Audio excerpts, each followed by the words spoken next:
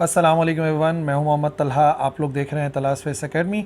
तो बच्चों, आप लोगों ने ज़रूर सैटेलाइट्स के बारे में सुना होगा कि जो सैटेलाइट्स हैं वो with the help of rocket launch की जाती हैं इन स्पेस। लेकिन ऐसा थोड़ी है कि हम किसी भी चीज़ को स्पेस में भेजें और वो स्पेस के अराउंड रिवॉल्व करने लगे। जब भी रॉकेट से हम सैटेलाइट्स को भेजते हैं तो रॉकेट से अलग होकर वो सैटेलाइट्स एक स्पीड से रिवॉल्व करने लगती हैं अराउंड अर्थ। तो क्या स्पीड होनी चाहिए किसी भी सैटेलाइट के लिए कि वो अर्थ की ग्रेविटेशनल पुल के ख़िलाफ़ जाते हुए अर्थ के अराउंड ही रिवॉल्व होती रहे। तो उस पर्टिकुलर स्पीड को नाम दिया जाता है ऑर्बिटल वेलोसिटी। जिस वेलोसिटी के साथ कोई भी ऑब्जेक्ट रिवॉल्व करता है अराउंड अर्थ। तो आज की जो वीडियो होने वाली है उस वीडियो में हम लोग जानेंगे ऑर्बिटल वेलोसिटी के बारे में, उसका फॉर्मूला ड्राइव करेंगे और इन दी एंड ऑर्बिटल वेलोसिटी की मदद से हम ऑर्बिटल टाइम पीरियड देखेंगे कि जो सैटेलाइट्स हैं उनका टाइम पीरियड किन फैक्टर्स पर डिपेंड करता है और कितना होता है। तो सबसे पहले डेफिनेशन समझते हैं कि ऑर्बिटल वेलोसिटी से क्या मुराद है। देखिए, ऑर्बिटल वेलोसिटी को डिफाइन करते हैं एज मिनिमम वेलोसिटी जो कि किसी बॉडी के पास होनी चाहिए टू स्टे इन ऑर्बिट। देखो, नाम से ही जाहिर है ऑर्बिटल वेलोसिटी, ऑर्बिट में रहने के लिए कितनी वेलोसिटी जो है वो दरकार है कम से कम किसी भी सैटेलाइट के लिए। और सैटेलाइट से मुराद कोई भी ऑब्जेक्ट है जो किसी मैसिव बॉडी के अराउंड रिवॉल्व करता है। और फिलहाल हम अर्थ की बात कर रहे हैं तो इसी वजह से मैं जो है वो बार बार अर्थ बोलूँगा, लेकिन याद रखिए सैटेलाइट किसी भी मैसिव ऑब्जेक्ट की हो सकती है। So minimum velocity is orbital velocity is defined as the minimum velocity a body must maintain to stay in orbit। और ऑर्बिटल वेलोसिटी के लिए ज़रूरी है कि एक बैलेंस होना चाहिए। कहाँ कहाँ बैलेंस होना चाहिए? जो ग्रेविटी का पुल है जो कि यहाँ पे ए से शो हो रहा है, जिससे कोई भी ऑब्जेक्ट अर्थ की तरफ अट्रैक्ट होता है, और जो इनर्शिया होता है किसी बॉडी के मोशन का। जब भी किसी बॉडी को फेंकते हैं यानी कि हम उसको ग्रेविटी के ख़िलाफ़ जो है वो लॉन्च करते हैं इन स्पेस, तो वो अपने इनर्शिया की वजह से बाहर जाने की कोशिश करता है ग्रेविटी से, और ग्रेविटी जो है वो उसे खींचती है अर्थ की तरफ। तो जैसे ही दोनों बैलेंस हो जाते हैं तो बॉडी रिवॉल्व करने लगती है इन एन ऑर्बिट, और उस वेलोसिटी को कहते हैं ऑर्बिटल वेलोसिटी। और अगर हम किसी सैटेलाइट की बात करें जो कि रिवॉल्व कर रही होती है अराउंड अर्थ, तो जो ऑर्बिटल वेलोसिटी होती है किसी भी सैटेलाइट की वो डिपेंड करती है on it's altitude above the earth, कि अर्थ से वो कितना ऊपर है। ठीक है ना, अर्थ से कितना ऊपर है उसके ऊपर डिपेंड करती है। और याद रखिए, the nearer it is to the earth, वो कितना नियर है अर्थ से, the faster the required orbital velocity. जितना ज़्यादा करीब होगी जो सैटेलाइट है अर्थ से, उतनी ऑर्बिटल वेलोसिटी ज़्यादा होनी चाहिए, वरना जो ग्रेविटेशनल पुल है वो सैटेलाइट को अर्थ की तरफ अट्रैक्ट कर लेगा। तो ये लॉजिक है सिंपल सी, कि जितना जो है वो कोई भी सैटेलाइट अर्थ से करीब होता है उतनी ही ऑर्बिटल वेलोसिटी उसे ज़्यादा रिक्वायर्ड होती है। यानी कि इस फिगर के अंदर अगर आप देखें तो सबसे ज़्यादा जो ऑर्बिटल वेलोसिटी रिक्वायर्ड होगी वो इस करीब वाले की होगी, और उसके बाद जो वेलोसिटी होगी वो इस वाले की होगी, येलो वाले की, और उसके बाद ग्रीन वाले की। क्योंकि जितना दूर होता चला जाता है कोई भी ऑब्जेक्ट अर्थ से, उतनी ग्रेविटी कम हो जाती है। तो जाहिर सी बात है जो टेंजेंशियल वेलोसिटी है वो भी कम करनी पड़ती है। तो आइए अब ऑर्बिटल वेलोसिटी के लिए फॉर्मूला ड्राइव कर लेते हैं, किन फैक्टर्स पर डिपेंड करती है। तो देखो, यहाँ पर हमने जो सपोज करा है पहले मैं वो लिख देता हूँ। लेट अस कंसिडर, हमने क्या क्या सपोज किया है यहाँ पे सबसे पहले हमने अर्थ को सपोज करा है जिसका मास m ही है। ठीक है ना, ये किसी भी प्लैनेट का मास हो सकता है, कैपिटल M से भी शो कर सकते हैं। फिलहाल मैं अर्थ की बात समझा रहा हूँ, तो ये हो जाएगा हमारे पास मास ऑफ अर्थ। इसके अलावा जो सैटेलाइट रिवॉल्व कर रही है अराउंड अर्थ, उसको हमने स्मॉल m का नाम दे दिया है, और ये स्मॉल m जो है वो किस चीज़ का मास हो जाएगा, ये हो जाएगा मास ऑफ सैटेलाइट, के उस सैटेलाइट का मास कितना है। ठीक है, अच्छा, अब अहम बात यह है जो ऑर्बिटल रेडियस है वो अर्थ के सेंटर से नापते हैं और सैटेलाइट तक जो है वो मेजर करते हैं। यानी कि ये जो पॉइंट है ना O, यहाँ से इस ऑब्जेक्ट तक का M तक का जो टोटल डिस्टेंस है वो स्मॉल r से शो करूँगा, और इसको नाम देते हैं ऑर्बिटल रेडियस। लेकिन एक समझने वाली बात यह है जो कि आप गौर से देख सकते हैं, यहाँ से यहाँ तक का जो डिस्टेंस है ये तो RE के बराबर है ना, रेडियस ऑफ अर्थ के, और अर्थ से जो हाइट है उसको हमने h से शो कर दिया है। ठीक है, तो जो ऑर्बिटल रेडियस है बेसिकली वो बराबर हो सकता है RE प्लस H के। RE हो गया रेडियस ऑफ अर्थ जो कि अर्थ के सेंटर से अर्थ की सरफेस तक का होता है, और फिर सैटेलाइट की कितनी हाइट है ज़मीन से उसको H से शो कर देंगे। तो याद रखना वैसे तो ऑर्बिटल रेडियस को स्मॉल आर से शो करते हैं, but actually it can be equal to R E plus H, यानी कि R E radius of earth और प्लस कर देंगे उसकी हाइट। ठीक है, अब यहाँ पर समझना यह है according to the given condition. बार बार डेफिनेशन में मैंने आपको बताया कि गिवन कंडीशन ये है कि जो अर्थ की ग्रेविटेशनल फोर्स है, फोर्स ऑफ अट्रैक्शन है, इधर से शो कर देते हैं, जो यहाँ पे इसकी फोर्स है जो कि फोर्स ऑफ ग्रेविटेशन होती है, एफ जी से शो कर देता हूँ। एक्चुअली वो किसकी वजह से होती है, वो सेंट्रीपिटल फोर्स की तरह से काम करती है, सेंटर की तरफ खींचती है, और वो फोर्स जो कि अवे लेके जाती है किसी भी ऑब्जेक्ट को away from the centre of circle, उसे कहते हैं सेंट्रीफ्यूगल फोर्स, जो कि डिपेंड करती है मास पर, वेलोसिटी पर और रेडियस पे, सेंट्रीफ्यूगल फोर्स। तो इस कंडीशन के अंदर कौन कौन सी फोर्सेस आपस में एक दूसरे के बराबर होंगी?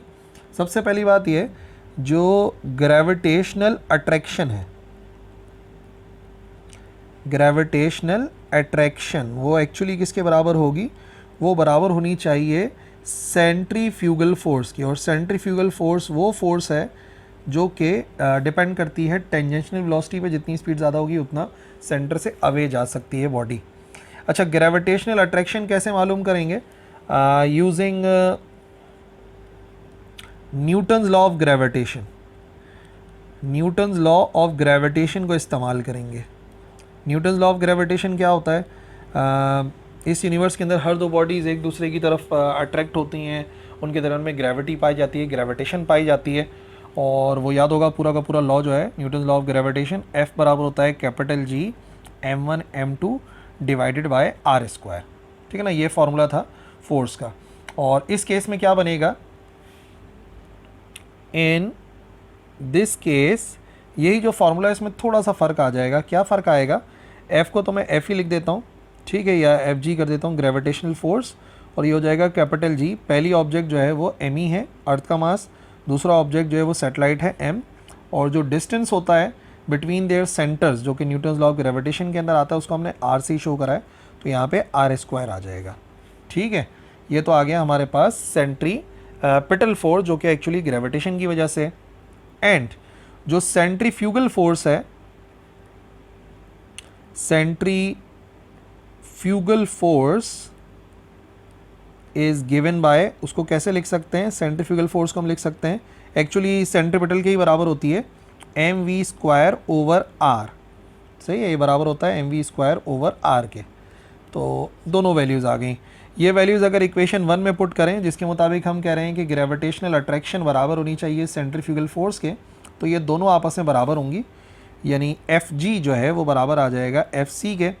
Fg की वैल्यू है capital G m over R का स्क्वायर, और यहाँ पर आ रहा है Fc यानी कि mv स्क्वायर ओवर आर। अब देखो क्या क्या कैंसिल हुआ। सबसे पहले m से m हो गया कैंसिल, यानी कि मास ऑफ सैटेलाइट पे कुछ भी डिपेंड नहीं करता। मैं आपको बोल रहा हूँ बार बार, जो है वो हाइट पे डिपेंड करता है, जो ऑर्बिटल स्पीड होती है ना, मास पे डिपेंड नहीं करती कि सैटेलाइट का मास कितना है। जितनी बड़ी जितनी भारी सैटेलाइट हो, डजंट मैटर। एक आर से एक आर कैंसिल करते हैं और v की वैल्यू को अलग करते हैं। तो पहले तो आपको नज़र आ रहा है v स्क्वायर अलग होगा, ये v स्क्वायर अलग हो गया, तो बच गया capital G m over R. अब क्योंकि वैल्यू मुझे v की चाहिए तो स्क्वायर रूट ले लेंगे, taking square root on both sides, तो ये हो जाएगा v के बराबर और ये हो जाएगा capital G m over r। ठीक है, ये हमारे पास फार्मूला आ गया ऑर्बिटल वेलोसिटी के लिए। और याद रखिए व्हाट इज़ r? r किसको शो करता है? r शो करता है ऑर्बिटल रेडियस को, जो कि हम अर्थ के सेंटर से मेजर करते हैं। बट हो सकता है किसी न्यूमेरिकल के अंदर आपको ज़रूरत पड़े, हाइट गिवन हो, तो बेहतर ये है कि मैं एक फार्मूला आपको हाइट वाले टर्म्स में ही बता दूं। अभी मैंने आपको बताया कि जो r है, आपको यहाँ पे फिगर में भी नज़र आ रहा होगा, r एक्चुअली दो चीज़ों को ऐड करके आ रहा है। r आ रहा है जब h में re को ऐड कर देते हैं तो r के बराबर आता है, तो हम यहाँ पे लिख सकते हैं re plus H. Therefore orbital velocity का फॉर्मूला थोड़ा सा डिफरेंट हो जाएगा, वो बन जाएगा capital G m over re plus H. ठीक है, ये फार्मूला भी होता है ऑर्बिटल वेलोसिटी का। ठीक है जी, और कैपिटल G जो है ये तो आपको पता है ग्रेविटेशनल कांस्टेंट होता है, universal gravitational constant 10 raise to the power -11 newton metre square पर kg स्क्वायर। जबकि एम ई आपको पता है एम ई किस चीज़ का मास है, मास है जिस भी प्लेनेट की बात हो रही हो ना, फिलहाल तो मैं आपको अर्थ के लिए समझा रहा हूँ।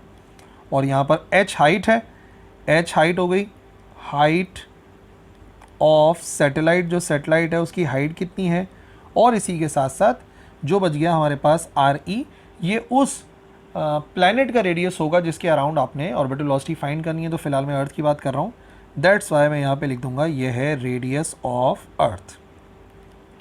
ठीक है जी। तो दूसरी जो बात मैंने आपको बोला था हमें ड्राइव करनी है वो है टाइम पीरियड और ऑर्बिटल रेडियस के दरमियान का एक डिस्टेंस, यानी कि कितना टाइम पीरियड होना चाहिए सैटेलाइट को रिवॉल्व करवाने के लिए, उसको कितनी देर लगनी चाहिए। आपको पता है ना, टाइम पीरियड का मतलब होता है time required to complete one rotation, एक रोटेशन मुकम्मल होने में कितनी देर लग रही है, उसे टाइम पीरियड कहते हैं। तो अगर मैं डेफिनेशन इस्तेमाल करता हूँ, according to the definition of time period, अगर टाइम पीरियड की डेफिनेशन निकालें तो टाइम पीरियड होता है एक रोटेशन मुकम्मल होने में कितनी देर लग रही है। ठीक है, उसका फॉर्मूला क्या होता है, उसका फॉर्मूला होता है 2πr ओवर v के बराबर। अच्छा, अब ये कैसे निकला फार्मूला मैं आपको समझा देता हूँ यहाँ पे अलग से। देखो, वैसे आपको पता है वेलोसिटी का फार्मूला होता है कितना डिस्टेंस कवर हुआ, कितने टाइम में हुआ। अब मैं आपको कह रहा हूँ टाइम पीरियड का मतलब एक रोटेशन की बात हो रही है।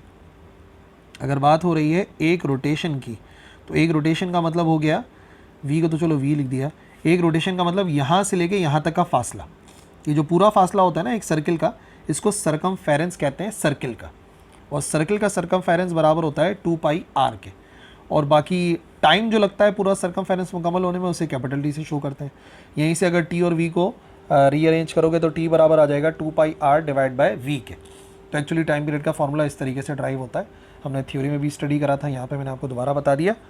अच्छा जी, अब वेलोसिटी की क्या वैल्यू है, स्मॉल आर वाली पुट करूँगा क्योंकि ऑर्बिटल रेडियस के साथ रिलेशन चाहिए पहले।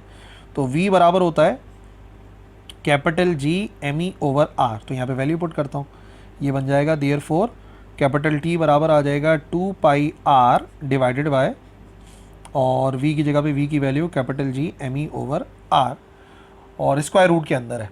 अब क्योंकि स्क्वायर रूट के अंदर है ना, तो हमें इसको थोड़ा सा बाहर निकालना पड़ेगा स्क्वायर रूट से, ताकि फिर दो दो आर तो नहीं चल सकते ना फॉर्मूले में। तो कर लेते हैं स्क्वायरिंग ऑन बोथ साइड्स।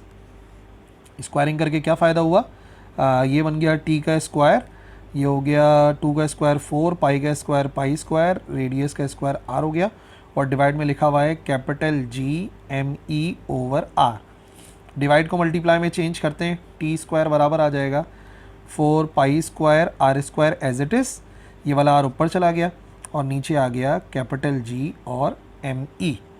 ठीक है, मल्टीप्लाई करा लो तो ये आ गया हमारे पास T square is equal to 4 pi square R, R कितना बन गया, आर बन गया cube, divided by capital G और एम ई। अब ऐसे भी लिख सकते हो आप इसको फॉर्मूले को, या आप इस चाहो तो आप इस फॉर्मूले को थोड़ा सा चेंज करके भी लिख सकते हो। कैसे, अगर मैं चाहूँ कि मैं टी की वैल्यू निकाल लूँ तो ये भी सही है, इसमें कोई ख़राबी नहीं है, ये भी करेक्ट है। लेकिन अगर टी का फॉर्मूला बनाना है तो हम कर लेंगे taking square root on both sides, दोनों तरफ स्क्वायर रूट लेंगे, तो ये क्या बनेगा, ये बन जाएगा स्क्वायर रूट टी आ जाएगा। 4 का स्क्वायर रूट होता है 2, पाई स्क्वायर का स्क्वायर रूट होता है पाई। अच्छा, यहाँ का स्क्वायर रूट लेंगे तो ये बराबर हो जाएगा r की पावर 3/2 के, और यहाँ पे सीधा सीधा रूट में आ जाएगा हमारे पास कैपिटल जी और एम ई। ठीक है, ये एक फार्मूला बन सकता है। ये पता ना कैसे आया है, देखो स्क्वायर रूट का मतलब क्या होता है, आर क्यूब तो पहले से लिखा हुआ है ना, स्क्वायर रूट का मतलब होता है पावर 1/2, पावर के ऊपर पावर, दोनों पावर मल्टीप्लाई हो जाती हैं तो r 3/2 भी लिखा जा सकता है। ओके, तो दोनों तरीके का r सही हैं। समझ लो कि इसको अगर मैं नाम देता हूँ, कोई नाम दिया हमने इक्वेशन को, नहीं, फॉर एग्जांपल अगर इसको मैं बोल दूँ इक्वेशन नंबर 1, तो इक्वेशन नंबर 1 भी करेक्ट है और इक्वेशन नंबर 2 भी करेक्ट है। ओके, और अगर टाइम पीरियड का फॉर्मूला h के टर्म्स में चाहिए, चाहो तो ऐसे या वैसे, सो अगर मैं लिख दूँ फॉर्मूला मुझे चाहिए इन टर्म्स ऑफ हाइट, वैसे तो ऑर्बिटल रेडियस वाला फॉर्मूला आ गया, लेकिन अगर हाइट के टर्म्स में चाहिए तो आपको पता है हाइट के टर्म्स के लिए स्मॉल आर की जगह पर आना चाहिए are E plus H. Therefore हमारा आंसर क्या बनेगा टाइम पीरियड का, टाइम पीरियड बराबर आएगा 2 पाई, आर की जगह पर आ जाएगी आर की complete value are E plus H, और इसकी पावर हो जाएगी 3/2, और डिवाइड में आ जाएगा under root capital G M E. Okay, तो ये फार्मूला है। और इस फार्मूले की एक ख़ास बात भी है, ये फार्मूला केपलर्स थर्ड लॉ भी कहलाता है ऑफ प्लैनेटरी मोशन। जो प्लैनेटरी मोशन के लिए केपलर का एक लॉ है, थर्ड लॉ, तीनों लॉज हैं।